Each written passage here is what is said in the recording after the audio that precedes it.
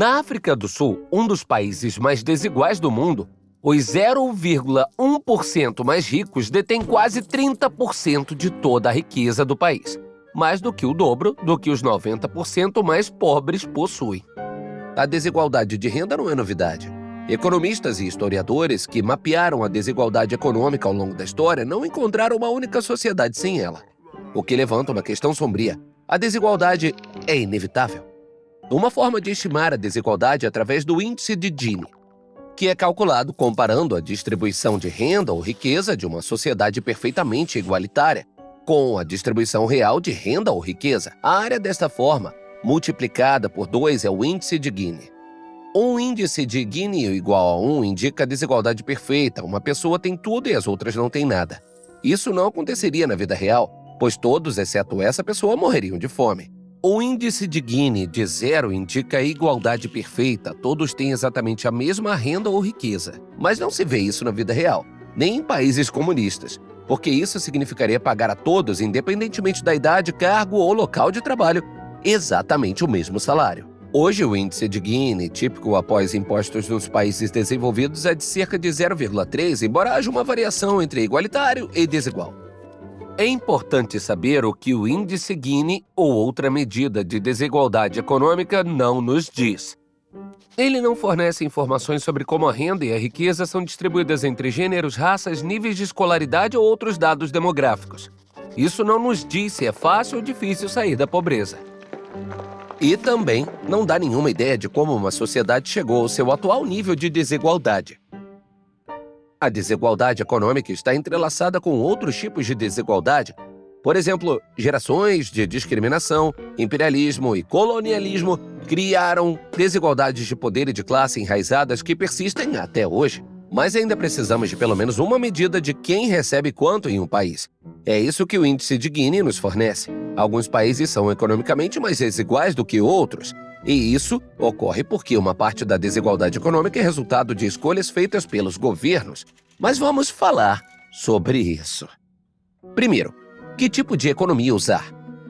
No século XX, alguns países mudaram para o socialismo ou comunismo por várias razões, incluindo a redução da desigualdade econômica. Essas mudanças reduziram a desigualdade econômica nas duas maiores economias não capitalistas, China e União Soviética. Mas nenhum dos dois países prosperou tanto quanto as principais economias mundiais. Então, sim, as pessoas ganhavam aproximadamente o mesmo que seus vizinhos, mas isso não era muito. Isso e outras questões contribuíram para o colapso da União Soviética em 1991, e a China, para crescer rapidamente, mudou sua economia para o capitalismo a partir do final da década de 1970. E os países capitalistas, eles podem optar por reduzir a desigualdade econômica? É tentador pensar. Não, porque o objetivo do capitalismo é acumular moedas de ouro suficientes para poder mergulhar nelas como o tio Patinhas. A China parece ser o exemplo clássico disso. Depois que se tornou mais capitalista, seu índice de Gini disparou de menos de 0,4 para mais de 0,55. Enquanto isso, sua renda per capita anual saltou de aproximadamente $1.500 para mais de $13 mil.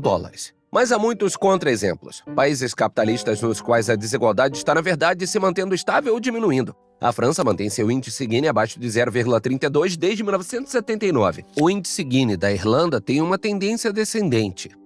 A Holanda e a Dinamarca mantêm o seu índice abaixo de 0,28 desde a década de 1980. Como eles conseguem? Uma forma são os impostos. Em geral, os impostos sobre o rendimento pessoal são progressivos. Quanto mais dinheiro se ganha, maior é o imposto. Quanto mais progressivo for o sistema tributário, mais ele reduzirá a desigualdade.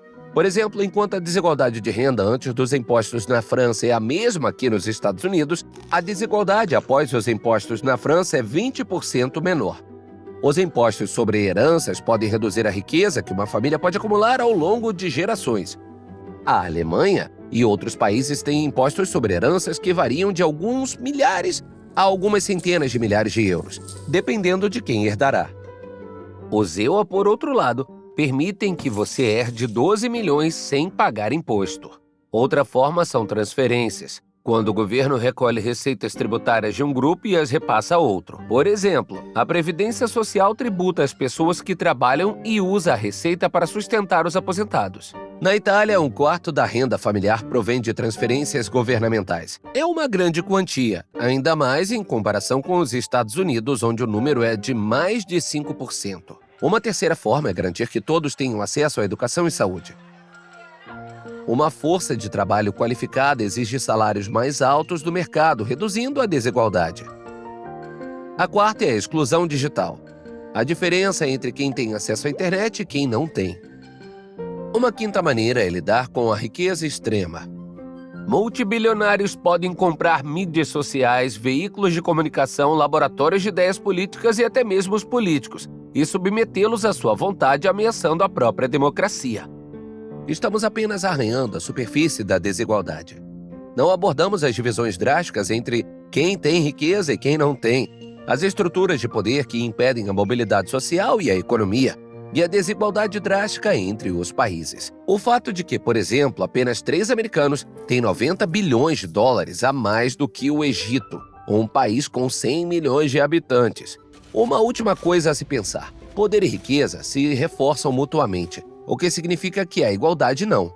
As sociedades tendem à desigualdade, a menos que enfraqueçamos os ciclos de retroalimentação da concentração de riqueza. Pronto para continuar aprendendo? Assista a esses vídeos para desafiar o que você acha que sabe ou aprender mais sobre o que não sabe. Inscreva-se e alimente sua curiosidade.